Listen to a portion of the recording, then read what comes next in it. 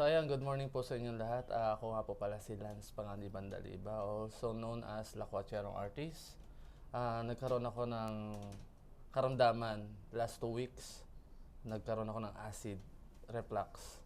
And then ngayon, nung pinatikim niya sa akin yung kape, herbal coffee, 15 in 1, nakaramdam kaagad ako ng ginawa. Yung dati kasi nagkakape ako talaga, tumataas yung kape na ininom ko na nalalasahan ko rito.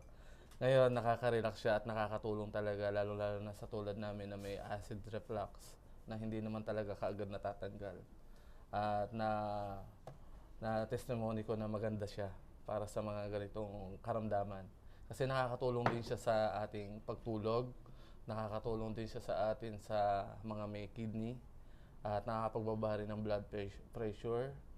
Marami siyang benefits. Kung masusubukan niyo siya sa unang higop niyo ng kape, sabihin niyo talaga masarap. Katamtaman yung tamis at saktong-sakto yung lasa.